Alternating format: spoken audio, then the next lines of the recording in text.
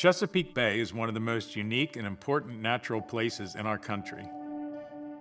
Its waters and the surrounding landscape have sustained the lives of plants, animals, and people for thousands of years. However, we have been putting increased pressure on the Chesapeake Bay for more than a century. By the mid-1900s, a growing industrialized population had reshaped the watershed and over-harvested its resources. By the 1970s, the bay was at a tipping point, and we realized we were on the verge of losing a natural treasure. This led to one of the most ambitious multi-state conservation and cleanup efforts in our nation's history.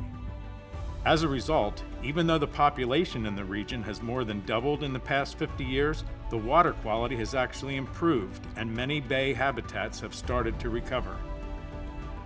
Yet we still have a long way to go, and the Chesapeake region's farmers are playing a critical role in the bay restoration while continuing to provide the food that we eat.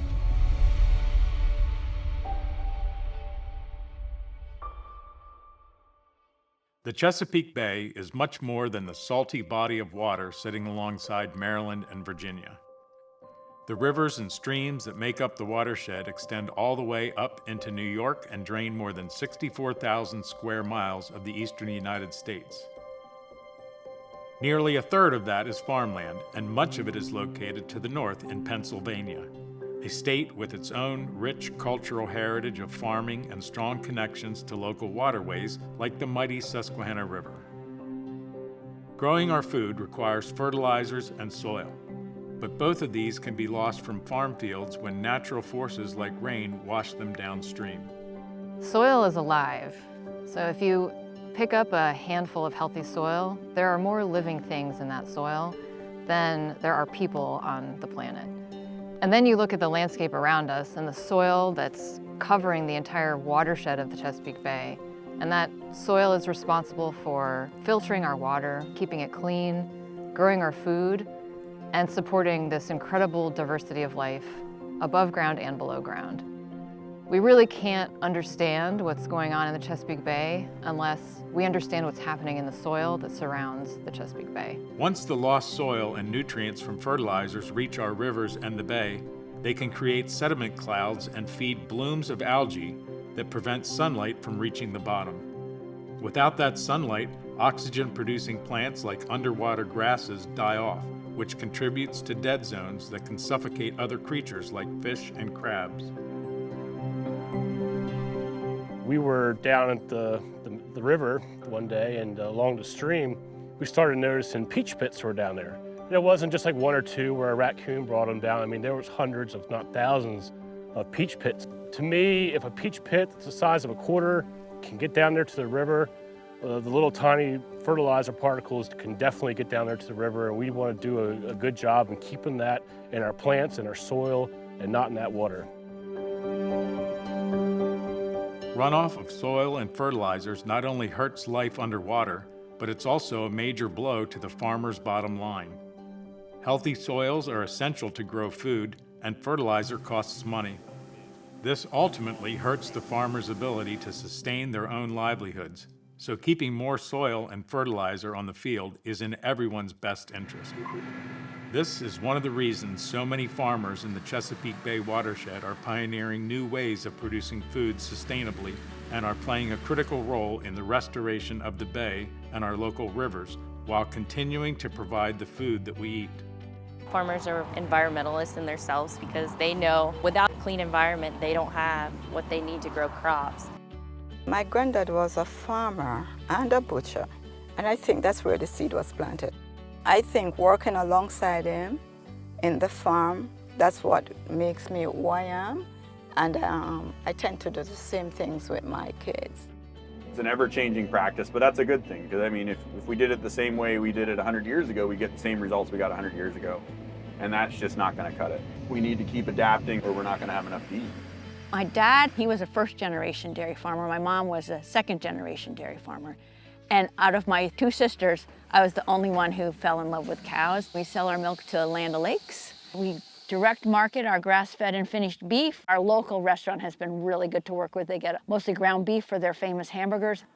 Food security is something that we take for granted, but in 100 years, things are gonna look a lot different, and I I don't want us to say, I wish we hadn't put warehouses all over that farmland, all along the eastern shore. And if we don't appreciate our farmland, we're not going to have it. Farmers are always conscious about the next generation and what they can do to make sure that that land is there and they'll be able to continue a generational farm. For such an ancient profession, farmers are some of the most tech-savvy people you'll find. Many farmers in the Bay region are using cutting-edge technology and practices to keep nutrients and soil on the field and grow more crops. My name's Carl Dirks, owner of Lancaster Seed Sales, as well as farm manager for Walden Farview Farms on the cropping side. So we are located here in Mount Joy in Elizabethtown, Pennsylvania. Farming operation consists of row crops, small grains, and wean to finish hog operation. For the last 10 years, we've been covering 100% of the acres we farm every year. No-till and cover crops have been a big payback. Cover crops are planted in the off-season. Farmers plant them after they harvest in the fall, and those plants grow over the winter season, protecting the soil from erosion, and importantly, soaking up nutrients that are left in the soil so that those nutrients don't run off during the winter and end up in our waterways. No-till agriculture, instead of plowing the soil multiple times in the spring to get ready for planting, no-till equipment allows farmers to cut narrow slits in the soil and drop seeds into those. This leaves the rest of the soil surface covered with the residue from previous crop seasons, which protects that soil from erosion. It also protects the biology in the soil that helps keep the soil healthy and produce food. We've been a lot more efficient with time, fuel, stuff like that. Equipment costs with no-till has been big savings. We haven't had to do 3 passes of tillage like we did before. And water retention has been a lot better. Soil structure has improved, and I think that's been a big part of our soil health plan. This is the monitor that goes with the combine. It's pulling on our yield data, and this is an iPad this is Climate Field View running currently. So it's pulling all the data out of this and putting it onto our maps here. As you can see, these couple blue lines here, these are some strip trials. Modern farming technology helps farmers make informed decisions and better control their resource use. Sensors and mapping programs help track fertilizer use and detect crop conditions, which can be compared year over year to determine how much fertilizer to use and where to put it. The unique thing about it is the analysis tool is very, very quick and very precise. So we can pick out certain passes we see. We get satellite imagery throughout the season, identify the good spots versus the weak spots. Advanced farming equipment then helps place fertilizer in precise locations to ensure crops get only as much as they can use. Trying to be more efficient and more productive with an acre. Just trying to get basically the most bang for your buck on any given acre of land is kind of what our goal is. We've been soil testing very heavily for the last 2 decades and balancing our fertility off of that. Just understanding the details of what we do year in and year out has been pretty big. When I was younger, this was the draw. You get to drive the equipment. Anymore, it's more the thrill of growing a crop. The equipment, it's great, but kind of seeing what you put in and what you get out is kind of the bigger reward at this point. I think that's been the greatest part about testing all this stuff is I almost turned it more into a competition than anything else. Can we do better than we did the year before? Or, can we find something else that elevates us to a new yield plateau? It's kind of been the joy of farming at this point. Seeing a crop from start to finish has been pretty neat. Regenerative agriculture is all about enhancing soil health and working in step with natural cycles to produce food. Regenerative ag is going to be pretty big. For what we can grow out of the ground and the carbon we can suck up in a year, it is pretty impressive. And as our yields escalate, we're doing more every year.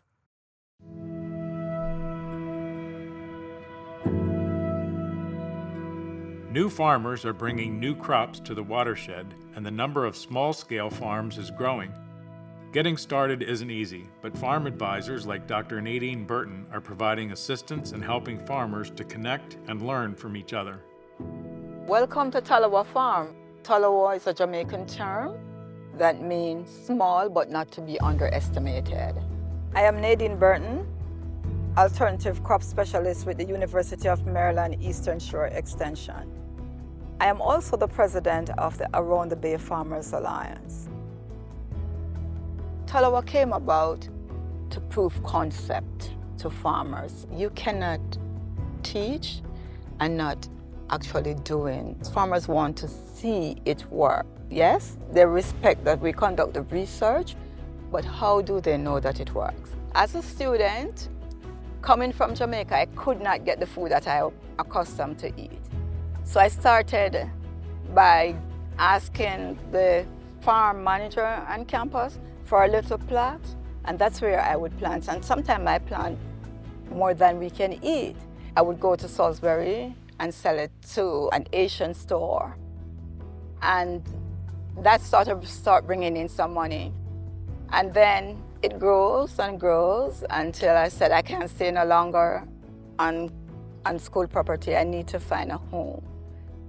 2021, I purchased 4 acres here. And last year, I heard that the other 2 acres adjoining to this with the house was selling. And so I purchased that too. Alternative ag, I look at production system and new crops that can be introduced into our cropping system. I grow alternative crops and I do alternative production practices. This is my bag container garden, which I consider alternative. So this is 400 okra plant growing in bags right here. And this can give a farmer close to 100 pounds of okra per week.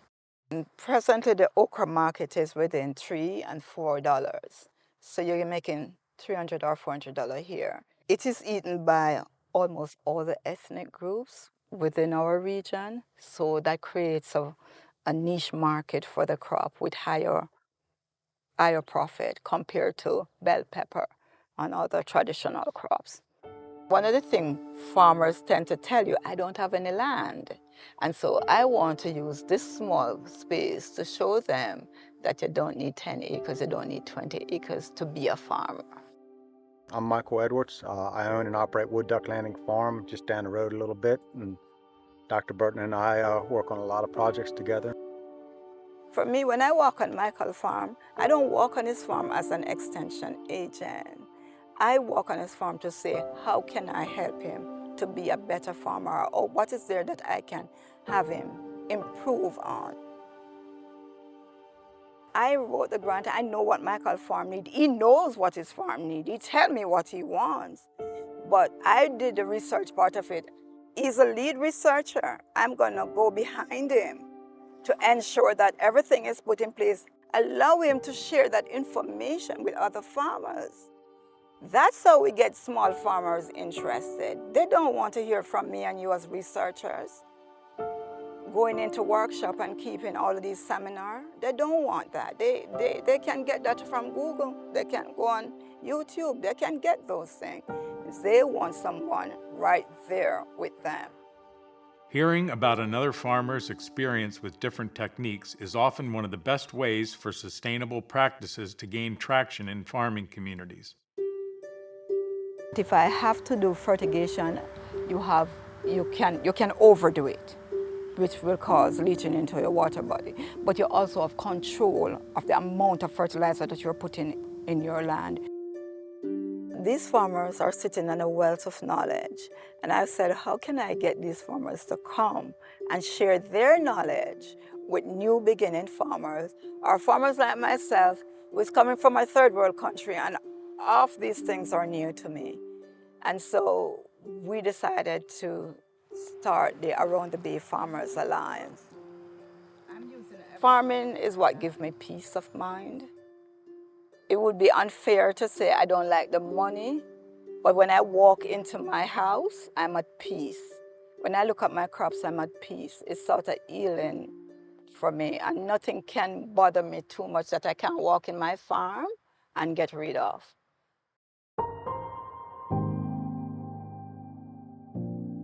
Even farms that have been in business for generations are looking for ways to continually improve and evolve. Many of these farmers work with trusted agribusiness advisors to learn, adapt, and stay profitable. These advisors are in a unique position to introduce new farming practices to their clients. Hello, my name is Mike Keurig. We're located at my farm here at Susquehanna Orchards in Delta, Pennsylvania, in southeastern York County.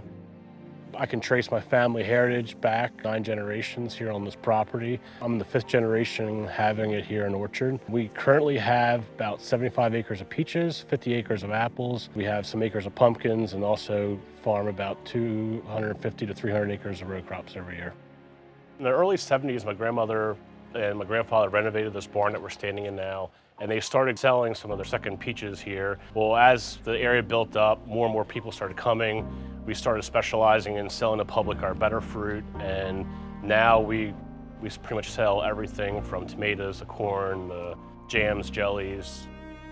At a young age, walking the orchards with my grandparents, my parents, they were very conscientious in the conservation practices they used. They took a lot of time, make sure the orchards were planted on a contour, made sure there was swales in the fields to contain the water and not let erosion happen. High yield and conservation can go together and both work together. When I came back to the farm, we did not grow row crops, we rented the land out. So I had to find someone locally that I trusted and I knew would give me good information. And that's when I got my relationship with the mill and the Hushin family. And they really helped me learn about new technologies, implementing them on our farm.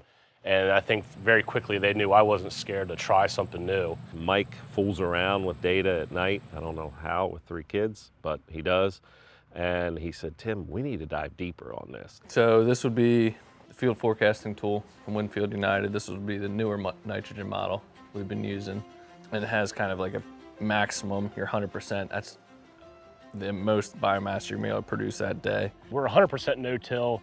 I do not own a disc. I do not own a plow. I think there may be an old 2-row plow growing up in the weeds. There's probably trees growing through it at this point in time, but we don't use those things here. A lot of times after we have a heavy rain, I pack my kids in the truck and we'll take a ride around. We look at the streams to see what's going on. We've used a lot of cover crops to try to protect the ground. We try to get them in right after harvest, so there's always a living root in that soil.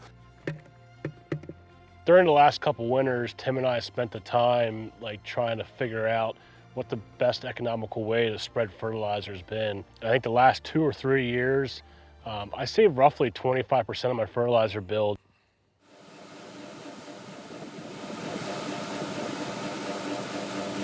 So I see the future of farming. Data is going to be a huge part of farming. Doing the right thing to the ground is going to be a huge part. I was lucky enough that the generations before me were very conscientious to the conservation practices they implemented. I hope that in the future my kids will take over and continue farming and continue the practices that we are and adapt and change to their new agriculture environment that they'll be in. Managing livestock like dairy cows brings its own unique challenges when it comes to farming sustainably. Livestock farmers need to promote the growth of grass to feed their animals, and the manure their animals make is also a form of fertilizer. This too can be carried away by rain into local waterways. Like crop farmers, livestock farmers must also balance resources to meet the needs of their farm. St. Bridget's Farm is located in Kennedyville, which is in Kent County, Maryland, the smallest county in the state. And we're at the northern tip of the Chesapeake Bay, just south of Delaware. My name is Judy Gifford, and my husband Robert Fry and I own and operate St. Bridget's Farm, which is a 60-acre grass-based dairy that milks Jersey cows. My favorite part of growing up was going into the pasture. My dad grazed his cows, so we would walk down across the secondary road, down a dirt road with no fencing, and bring the cows in and out from this pasture that we had. And that was like my favorite part of the day. And when my husband and I bought this farm, his family had a conventional farm, so they did not graze at the time. And we just decided that we wanted to graze. And this farm is the perfect size to do that. We're only 60 acres. Normally a typical dairy farm would be 250 acres, 300 acres. You grow crops on the land and then you keep your cows inside all the time. But we didn't have enough land to do cropping, so we decided we'd do grazing and give the cows the health benefits of being outside, let them exhibit their normal behavior of romping and lying in groups and just sort of being cows. And so that was always our goal to do that. It's an extra level of management is required. Bridget, come here. So they've grazed over there. When you're farming, you have to remember that you have living cows and living grass and living soil. And you try to balance all three things. So you need to have enough grass for the cows to make you money. You have to keep the grass happy, so you need to use some fertilizer, but you want to keep the microbes and all of the fungi, invertebrates, and bacteria in the soil happy, because it's a biological system as well as a chemical system. And so you just constantly juggling balls to keep everybody happy. And sometimes you win in one group and lose in another, so it's a constant trial and error and journey, which is what makes it so interesting. So manure management is a huge issue for dairy farms and livestock farms in general, and every farm in Maryland has to have a nutrient management plan, so some of it is pretty well regulated. So we have 3 storage facilities on our farm to handle manure, and then the cows, of course, spread some of their own manure. So back in the 90s, my husband and I applied for a Northeast SARE grant, Sustainable Agriculture Research and Education, as a farmer grant, and we got $4,000 to study the mass nutrient balance on our farm. So what we did was we measured the nitrogen and phosphorus that came onto the farm, and then the nitrogen and phosphorus that went off the farm in the form of milk or meat or manure. And that awakened us to realize that we were feeding too much phosphorus, and that was back in the day when dairy cows thought that they needed more phosphorus to stay healthy. But we cut it way, way back, and so that was huge in our initial farming practices to minimize the phosphorus accumulation. We were like the first robot in the area on the shore. So this is called the E-Link, and this is connected to the robot, and it tells you how the quarters are milking out, the cow's name, how much grain she's gonna get, how long it took her to milk the last time she was here, and then it gives you options to divert the milk in a different direction. You can, there's 120 some odd data points that are collected per cow. It's free flow, so any cow can go in whenever she wants, and it'll milk her or not milk her depending on how many hours she's been away. They're getting much more popular now. They're really taken off since we started. We've had it since 2018. I still am busy, but it's not milking. You're spending more time monitoring and your general herd. So yeah, we use a wheelbarrow a lot and we use a robot. We're paid on quality of our milk. We get a bonus for low bacteria and higher butterfat and protein, which the Jersey cow is known for. Because we have a perishable product, you can't hold it out for a better price or store it. So we are paid whatever the market is determined to be at that time. Farmers also face market uncertainties every year. They are price takers, so they have to pay what the market dictates for their seed and fertilizer inputs, but they're also at the mercy of the market for the sale price of their crops. And so in some years that can mean very thin profit margins. We have 3 grandchildren who live in Baltimore, 3 grandsons ages 12 to 7. And they just love to come out here, and of course they love the golf cart most. But one year our oldest grandson was here on what we call farm camp, because we wanted to convince them that it was a fun thing to come to the farm and not that we were going to make them work and suffer. So we had 2 cows that were getting ready to calve in this field, and we gave him a bucket, and he sat there and he got to see 2 calves being born, which like never happens within that amount of time. And it was just so exciting for him, and he still talks about that. And he was only about 7 at the time. One of the things that I truly believe is a benefit to agriculture in general is some of the new partnerships that have come about coming under this 4R umbrella to work together. We all have the same common goal. We all want clean water.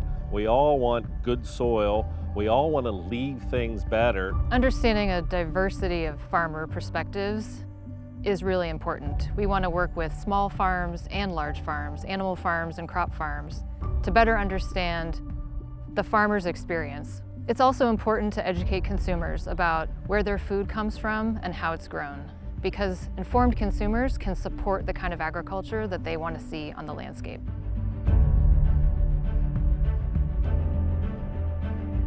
One of the main reasons we got into the conservation end of things is the river behind me. There's no bigger thrill than reeling in a 40-inch rockfish out of the Chesapeake Bay I want that to continue. I want my kids to be able to go out there and experience that. And we will do anything here at this farm to make sure we are protecting that water source. The Chesapeake Bay watershed is probably the most ideal place to farm.